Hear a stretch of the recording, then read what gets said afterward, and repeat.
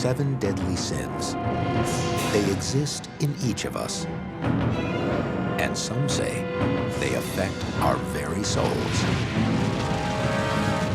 These are death-dealing sins. They will have a severely damaging effect on one's spiritual life. Lust, envy, gluttony, sloth, greed, anger, and pride. According to Christian theology, committing these deadly sins is as simple as thinking about them. Scripture says the wages of sin is death. Each of these sins has a secret history revealing how they came to be deadly. The 7 deadly sins have had an enormous impact on history, society, and our souls. You cannot transgress God's moral law without someone paying a terrible price. And the most paradoxical of the 7 deadly sins is gluttony. The 7 deadly sins are vitally important in Christian theology. Yet, strangely enough, the list does not actually appear in the Holy Bible. They first appeared in the monasteries of Egypt more than 300 years after the New Testament was written. In about 375 AD, a monk named Evagrius Ponticus began to list the many temptations to the human soul, narrowing and refining his list until he had distilled it to the most dangerous. Evagrius believed there were 8 terrible temptations that could lead humanity to hell. Gluttony was a sin to Evagrius because overeating impeded one's ability to pray. He wrote, "As fog conceals the rays of the sun, so heavy consumption of food darkens the mind." The 8 temptations of Evagrius would remain known only to monks until 590 AD. At that point, Pope Gregory the Great narrowed the list to 7, changed their names from temptations to sins, and proclaimed that they were deadly. To Pope Gregory, gluttony was deadly to a person's inner and outer life. He wrote, "The belly, when it is not restrained, destroys the virtues of the soul."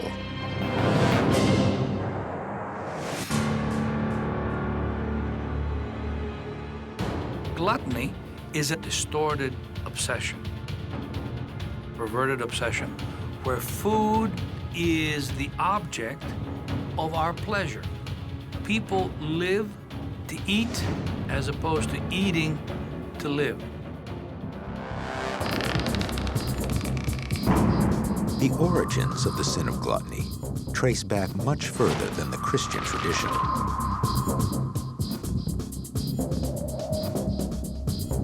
In the Stone Age, primitive culture celebrated mass consumption of food. If you could communicate with our ancestors a million years ago, no one would think that overeating was a sin. It's very common to find depictions of human form that were meant to portray wealth and health and fertility and good things to be rather corpulent beings.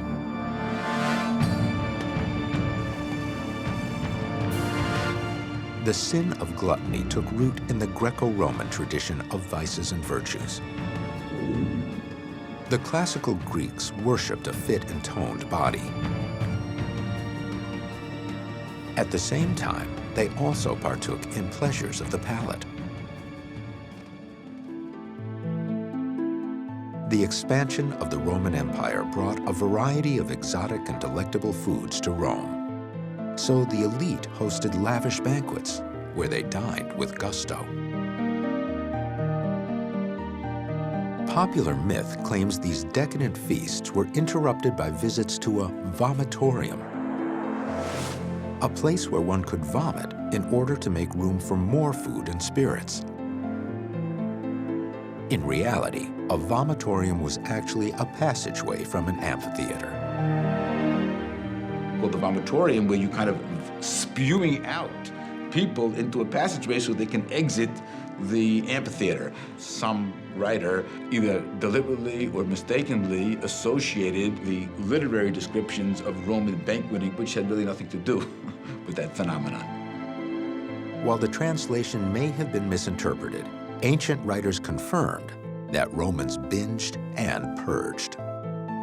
References to sticking a feather down the throat or a finger down the throat, or perhaps more commonly, just simply waiting until the body naturally rejects this superfluous quantity of food.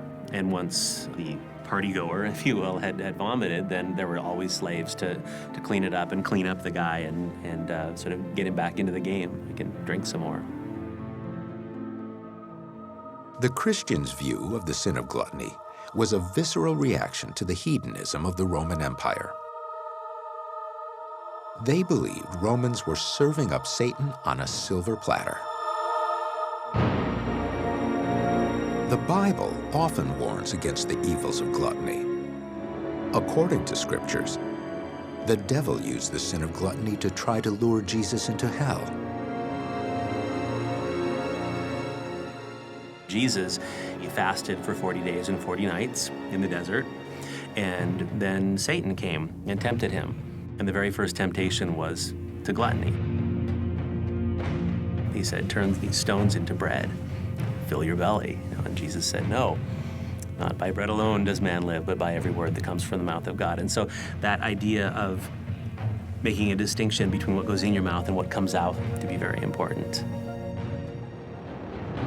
Christian tradition says that gluttony is a sin because it diverts attention from the righteous path. Gluttony is a sin against one's own body, one's own holy place of residence where God ought to dwell. And it's literally a death wish. God was supposed to be the focus of your attention. And if you spend all your time thinking about food, then you're ignoring God.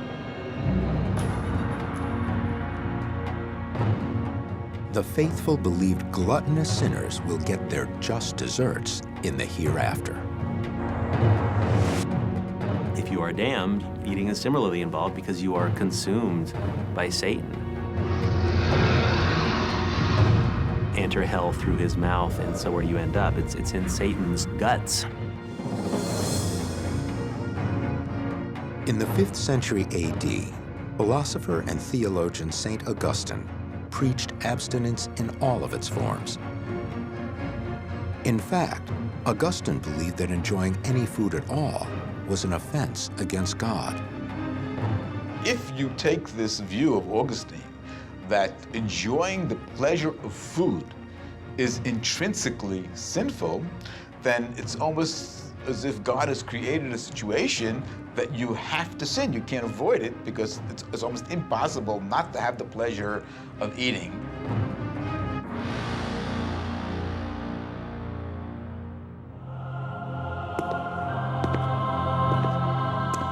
In the 4th century, the emergence of the Christian monastic movement heightened concerns about overindulging the senses. These men of God chose to live a frugal, cloistered existence in monasteries, denying the body of gratification. You have the formation of Western monasticism and the rule of St. Benedict, where we have a lot of rules about food and drink and how much and when. You have to fast at certain times, and you're not supposed to drink any more than a certain amount of wine, and you can't eat meat and that sort of thing. And they perceived an excessive preoccupation with carnal pleasure, such as eating and drinking, as something that makes us less human and more animal-like, so therefore they considered that to be sinful. In the 6th century, Roman Catholic Pope Gregory the Great not only formally listed the 7 deadly sins, the pontiff proclaimed there were 5 specific ways to commit the vice of gluttony. Eating too much, the form of gluttony that's most familiar to us. Gluttony in that sense was theft from the poor and the hungry. Eating outside of the proper time is an act of gluttony. There were set times to eat, and you weren't supposed to snack. You could also sin wanting your food to be prepared in a very particular or very precise or fussy way. You have to have your food just right. And that was gluttony because you're paying too much attention to food. And the fifth way is that you can sin simply in terms of the strength of your appetite, your avidity. You're thinking about food all the time. By 1320 AD, writer Dante Alighieri dramatized the ghastly horrors awaiting sinners in his epic poem, The Divine Comedy. In what Dante called the third circle of hell, gluttons are held hostage in a putrid bog where they wallow in freezing rain and stinking slush. Cerberus, a three-headed canine, guards the sinners, who howl like caged dogs. The filthy, cruel weather symbolizes the waste that gluttons have made of themselves by their slovenly behavior. Gluttons are punished in the upper regions of hell.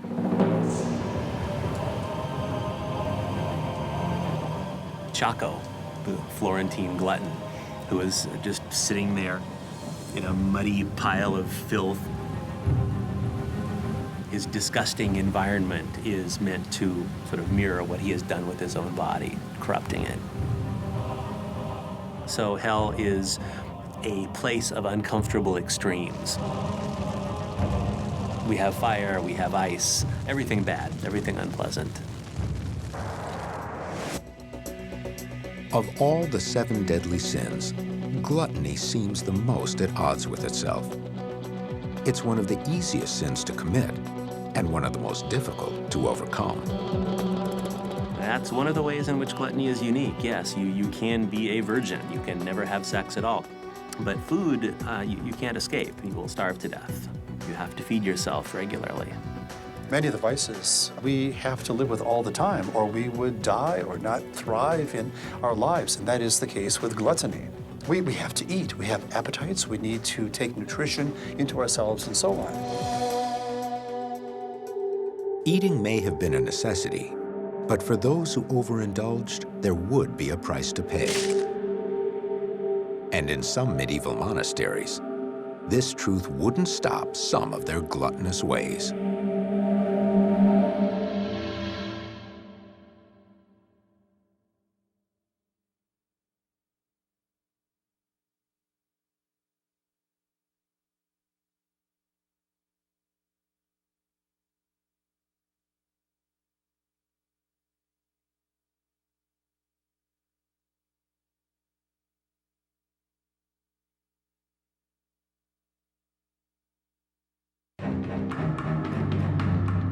The 7 deadly sins have formed the backbone of much of Christian ethics for centuries. And some say the hardest sin to avoid is gluttony. In the Middle Ages, orders of monks had strict rules about eating and drinking. While some monks feared Satan's death grip, others found ways to gorge without guilt. The rule said that you're not allowed to have, food or drink in excess of this amount in the monastery. A lot of monasteries in the later Middle Ages had a special room. It was called the Misericordium, which means mercy. And what they said was, this room here, that's not the monastery. It's like an embassy of the outside world. And so you go in through the door and suddenly you're not in the monastery anymore. So the monks would crowd in there and start going nuts and, eating and drinking. 13th century Italian friar Thomas Aquinas warned about succumbing to the sin of gluttony. He believed that the sin opened an invitation to other vices, particularly lust, anger, and sloth. It was the gateway sin. They are all connected to each other, and when you sin in one way, you are more likely to sin in another way. Because of your inordinate desire for food and drink, you might engage in other kinds of sinful activities, such as stealing or lying. As a very young child, I used to kind of steal money from my mother's purse so I can go out and buy O. Henry bars, which I loved very much. And so that's a good example of how gluttony actually led to my being a little thief. The medieval legend of John of Beverley demonstrates Aquinas' theory about the danger of the sin. The story goes that a man made a deal with the devil, who forced him to choose between 3 sins: gluttony, rape, and murder. Thinking it would be the least offensive sin, the man chooses gluttony in the form of drunkenness. He said, I think I'll just get drunk. I could probably handle that. I've done it before. But of course, what he does is he gets drunk and stumbles home and goes into the wrong room. And he sees this woman in his bed. Not realizing it is his own mother, the drunken sinner forces himself upon her. He is interrupted by his father, and the drunken man kills him.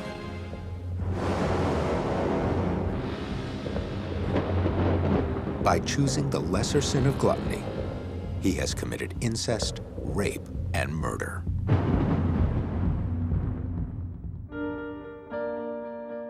Sometime around 1200 AD, Christian theologians attempted to cure society of the 7 deadly sins by creating a list of counterparts called 7 heavenly virtues.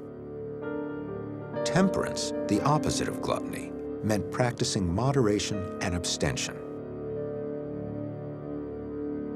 In an attempt to practice restraint, St. Francis of Assisi, the 13th century Roman Catholic friar, cooked up a clever recipe to curb his enthusiasm at the dinner table. He often sprinkled ashes over his food to deaden the taste. Unlike monks who stayed in the monastery and were never supposed to leave, friars went around the countryside, helping the poor, preaching against heresy, and people would often put them up because they say these are doing God's work. And they would be given a meal, of course, and often the meal would be more rich than the friars were accustomed to eat based on their rule. And Francis said, you got to eat it because it's rude. You can't say, no, I'm sorry, I'm too holy for the food. But what you can do is sprinkle ashes on it when nobody's looking so that you won't enjoy it. Some took temperance to the extreme. Saints Catherine of Siena, Clare of Assisi, and Veronica starved themselves for God. Today, social historians have called these saints holy anorexics. We know that starvation can sometimes bring on hallucinations, and so perhaps eating very, very little was part of their way of becoming closer to God in a mystical sort of way. But it was also a way to maintain control over their bodies. And this is characteristic of anorexia in its modern, non-religious sense. Their behavior is remarkably similar to modern women with eating disorders. In 1364, teenaged St. Catherine of Siena renounced the sin of gluttony by renouncing all food. She was reported to regularly use a twig to induce vomiting in order to make herself more pure. In the medieval world of St. Catherine, those who committed the sin of gluttony worried about the diabolical world of Satan. These fears were heightened by artists who filled their canvases with depictions of harsh punishments for sinning.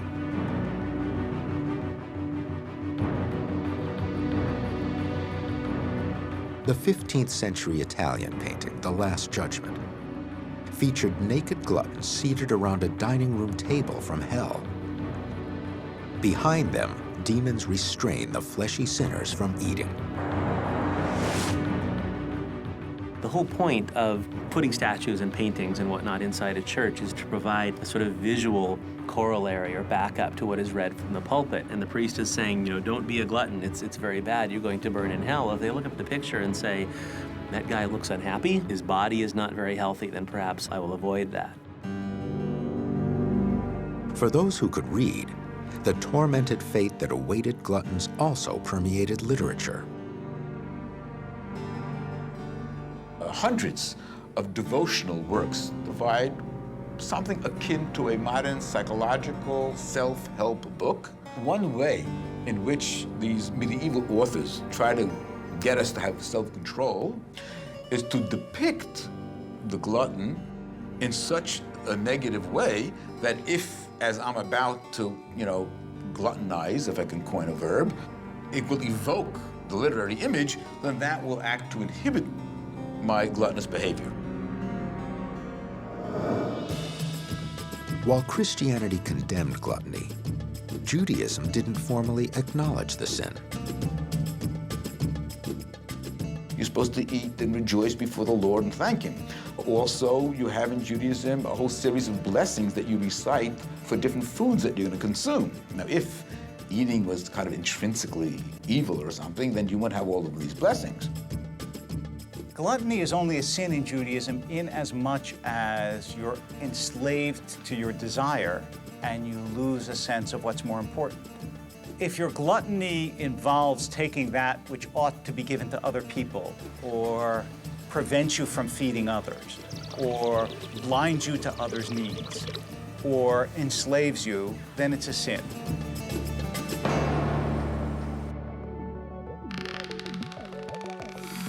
Whether or not gluttony was a sin, ancient Jewish writings such as the Book of Judith warned that wining and dining could get you into trouble.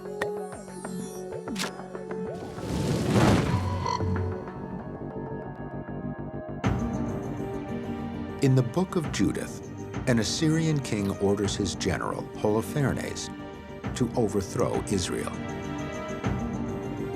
At the siege of the Jewish city of Bethulia, the beautiful Israelite Judith invites Holofernes, an infamous glutton and drunk, to dinner. General Holofernes was going to destroy the city and put the population to the sword. And she essentially made him think that she wanted him, and he was all set to have a nice, intimate evening with her. And she encouraged him to drink so much that he got drunk, passed out, and she chopped his head off.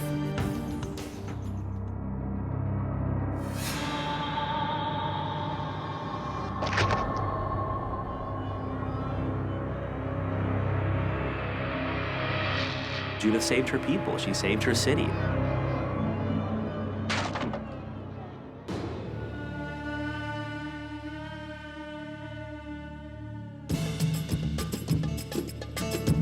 Islam also cautioned about the dangers of the sin of gluttony. Gluttony is a sin in Islam. The Quran clearly states, "Eat and drink, but do not exceed. Do not transgress bounds, do not waste. Excess in anything is ultimately considered a vice in Islam." Eat healthy is one of the commands in the Quran. In observance of Ramadan, Muslims cannot eat or drink from sunrise to sunset during an entire month. The Islamic tradition mandates that we fast on occasion just to teach us self-restraint and self-discipline because it's good for us. So fasting is one of the mechanisms that's built into the Islamic tradition to teach us or to train us not to become gluttonous.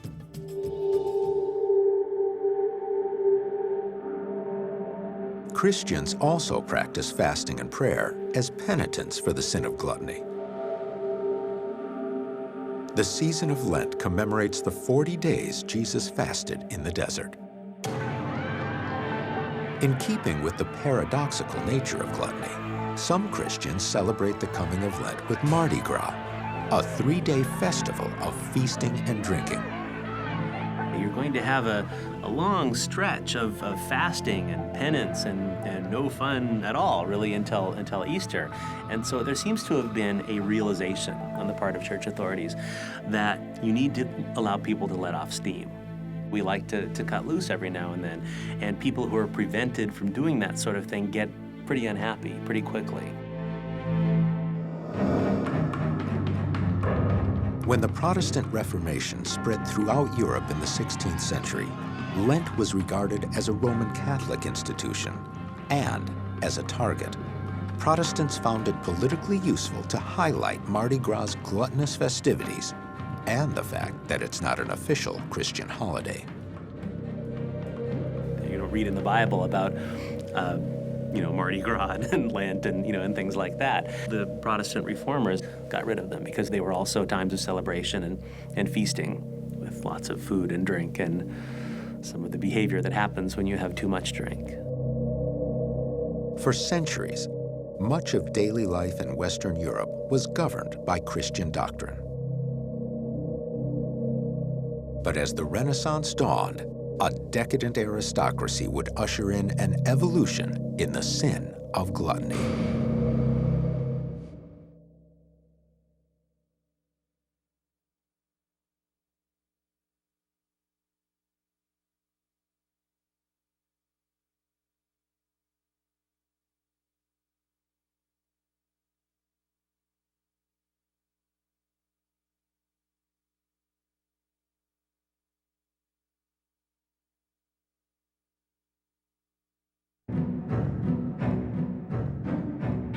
For centuries, the 7 deadly sins have been the moral guidelines to Christians everywhere. By instituting religious fasts and food prohibitions, the medieval church attempted to rein in the sin of gluttony.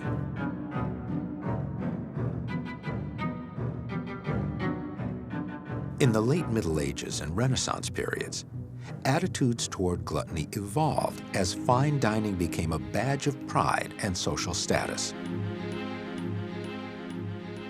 With the aristocratic classes, it was very much tied in with their notion of honor. That is, behaving and living in a manner that is appropriate to their aristocratic status. So an aristocrat would dress in fine clothes and live in a fine house and eat fine foods. It was thought to look bad if he ate things that were considered only appropriate for peasants. And so an aristocrat would have to keep a fine table and serve the food on expensive implements and all that sort of thing. Many nobles dined themselves to death. When King John of England died in 1214, it was written his sickness was increased by his pernicious gluttony. In 1438, Edward IV died of uncertain causes, widely blamed on gluttony.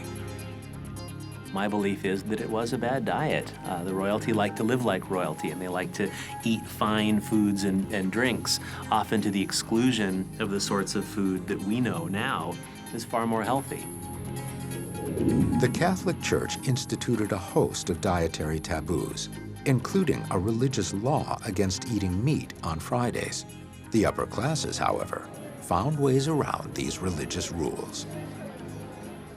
It became fashionable in aristocratic circles to employ chefs who could, with great artistry, prepare food that looked like something other than what it was. Let's say it's Lent. You're not allowed to eat meat. You're supposed to eat fish. And so the Duke of whatever would bring out a great big joint of roast beef. And the guests would say, "My goodness, how can you possibly serve us this?" And he would say, "Well, taste it. Turns out the thing is made out of fish."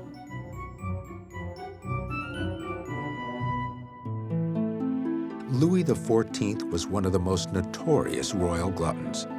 It was said that his stomach was 3 times larger than an ordinary man's of his time. Louis XIV was a glutton because, of course, he was the King of France and he was expected to live like one. And so he was always serving the finest of foods. These royal food lovers discovered that even if the sin of gluttony didn't lead them to encounter the wrath of Satan, they'd often still be cursed with gout, indigestion, and heart disease. Louis XIV gained weight and had health problems associated with indulgence in food and drink. Henry VIII, of course, would be another example, who got very large in his later life. And we know he had severe health problems, ulcers in his legs and that kind of thing.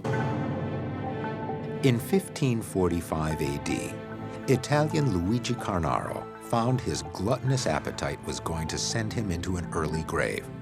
So Carnaro wrote a guide to avoid the sin of gluttony. It became the world's first diet book. He wrote a diet book and he said, this is the way to perfect health. people tended to read him and understand his life more in religious terms than in medical ones, because he had conquered his flesh, he had conquered this desire for food and conquered his gluttony. In the early 1600s, the sin of gluttony traveled with the Pilgrims and Puritans who colonized America. Colonies were formed at Plymouth and at Massachusetts Bay. And one group of Puritan immigrants was determined to topple the chapel of Satan in the New World. American Puritanism was, of course, an offshoot of radical Protestantism in Europe. And one of the most characteristic elements of that type of Christianity was this almost visceral hatred of Roman Catholicism. And they were going to go to America and establish God's kingdom here on earth. They reformed and perfected and purged of all of those wicked Romish accretions. In pursuing this new form of Christianity, the Puritans waged a war on Christmas. They believed the festivities resulted in gluttony. They influenced the Massachusetts General Court to outlaw the holiday in 1659. Violators were fined 5 shillings.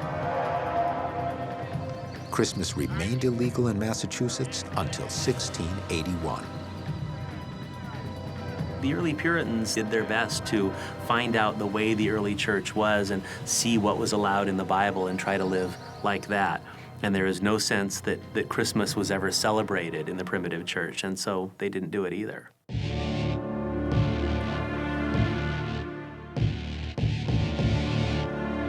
By the 19th century, gluttony became a societal concern in the U.S. Some believed drunkenness was one of the worst aspects of the sin of gluttony. Concerned citizens band together and launched the temperance movement. Their mission was to stop the sin of gluttony by ending all alcohol consumption. Temperance movement was a self-conscious effort by women for the most part, although they had religious leaders, especially Protestant ones, who were along for the ride, who didn't like drinking simply because they considered it sinful. But it was about protecting families from the corrosive effects of alcohol as they saw it on the American family.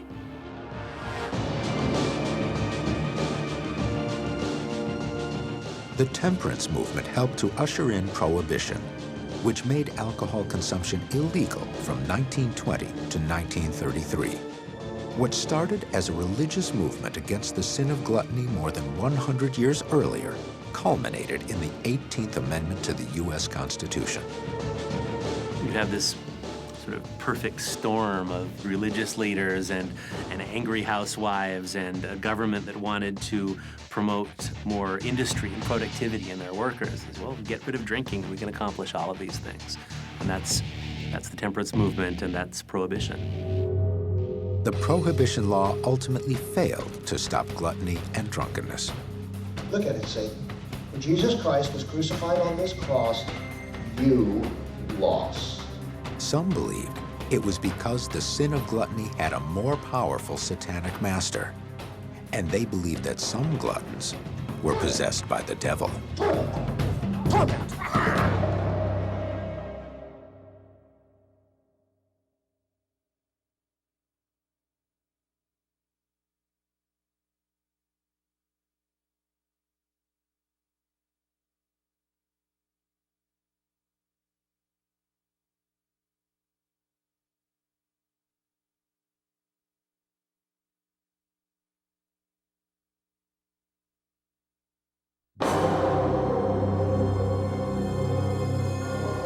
In the Christian tradition, the 7 deadly sins are viewed as a pathway to hell. An act as simple as eating can become the sin of gluttony if one is not careful.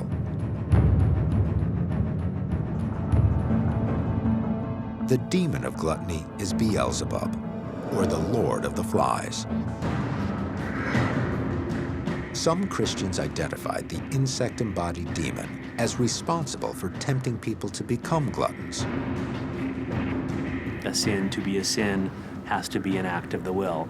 The devil might suggest it, but we have to commit it.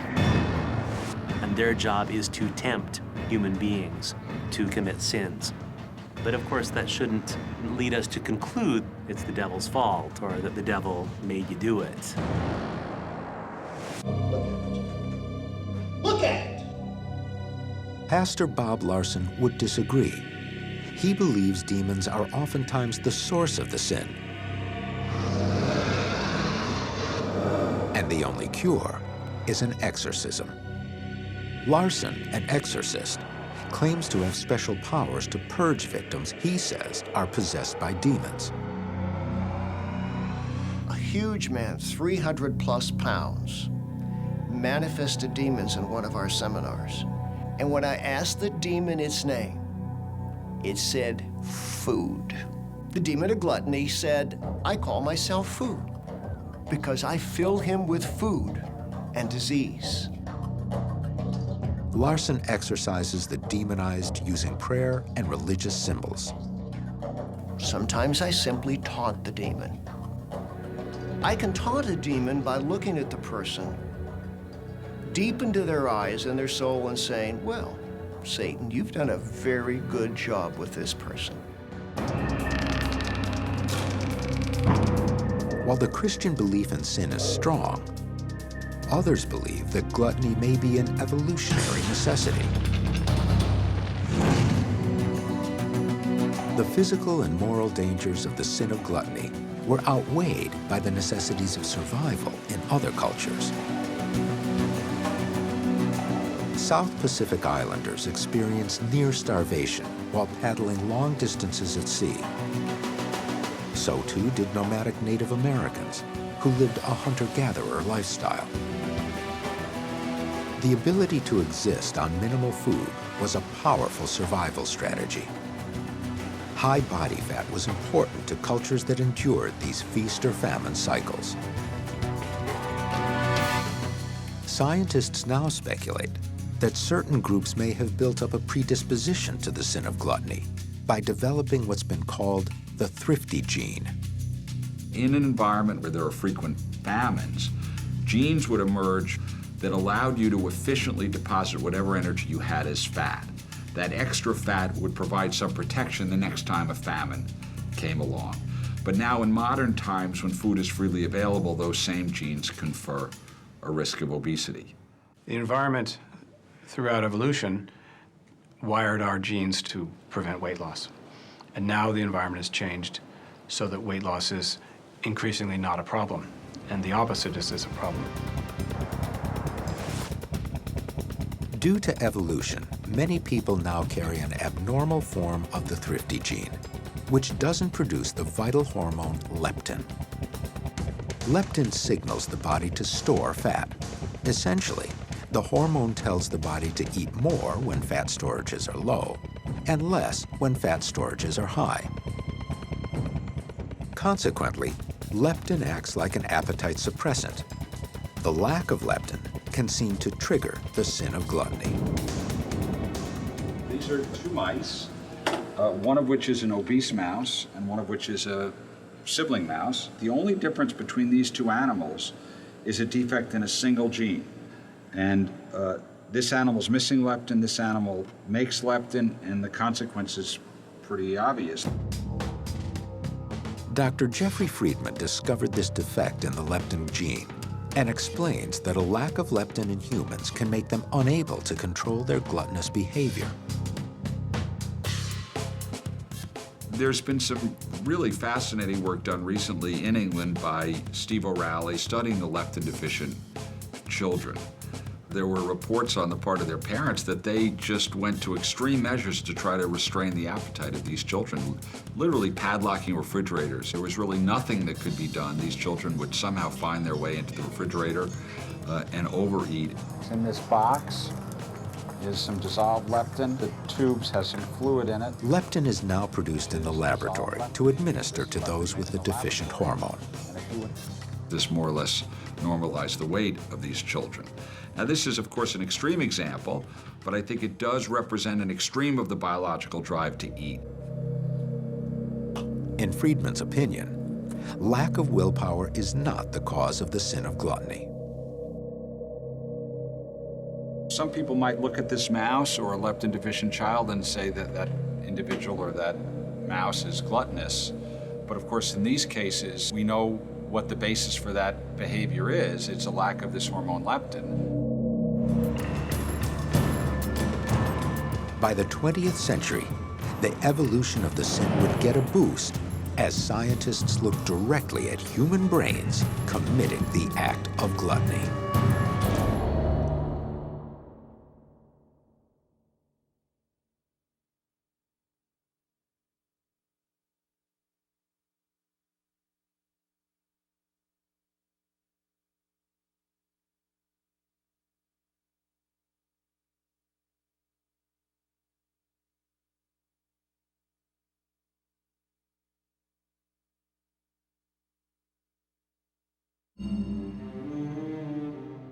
The 7 deadly sins have been a moral code for Christians for over 1,000 years. These 7 guidelines were created to warn the faithful that even the basic drive to eat could lead to the mortal sin of gluttony.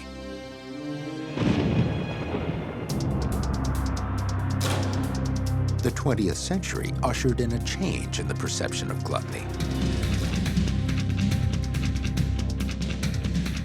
Church leaders also began to view the vice as a behavioral problem, requiring counseling.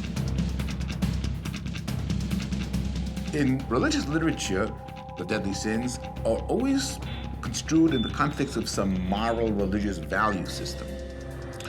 Whereas in the modern approach, the secularized psychotherapeutic approach, they tend to talk more about techniques. How can I learn techniques that will help me control my overeating or my drinking, etc.? Due to changing attitudes toward health and fitness, many began to consider the sin of gluttony a moral failure in our modern body-conscious culture. Gluttony is still very much a sin, and it's something to be avoided. There's also a stronger emphasis on the idea of care of the body, that your body has been given to you by God. And when you eat and drink too much, you are ruining your good health. Dr. Ellen Schur has conducted experiments to show that throughout history, humans may have had less control over the sin of gluttony than they thought. If you're trying to understand gluttony or overeating, you have to understand that it's a biological process. We're essentially programmed to not only be attracted to especially high-calorie foods, but to enjoy them, and that system was set up to ensure that we got adequate calories to survive. Dr. Schur has shown photographs of various foods to human subjects. The purpose was to see how areas of the brain respond to visual stimuli of foods. One group is a category that I would consider sort of low-calorie foods or healthy foods.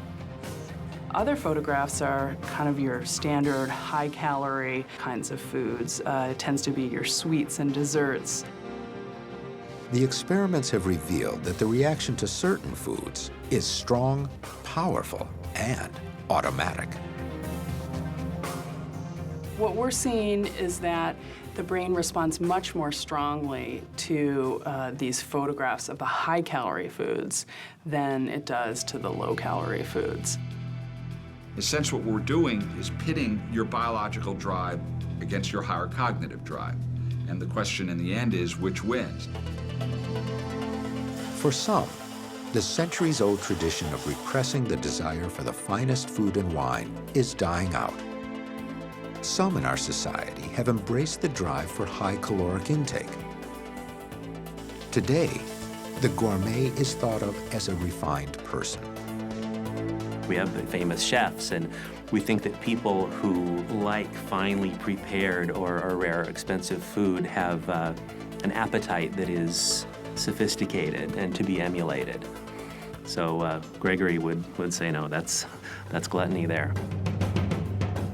Modern gluttons don't worry about a fiery afterlife, but rather a sort of hell on earth.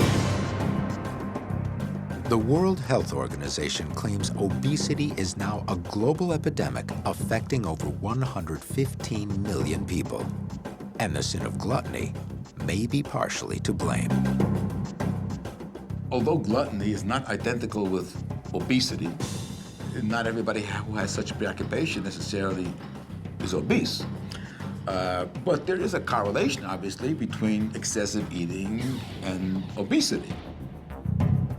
Ironically, these same global organizations point to the opposite of gluttony, hunger. As 115 million people grow fat, 2 billion face starvation. Many of us live in the context of gluttony all around, not only with an ability to eat whatever we want in whatever quantities. We can see what that means to live so well, too well, in a world where there are so many other people who are impoverished. While gluttony remains one of the 7 deadly sins, our society is still deeply conflicted about the pleasures of the palate. But one thing seems clear: gluttony will always tempt humanity. Whether it comes from the bowels of hell or deep inside our own DNA.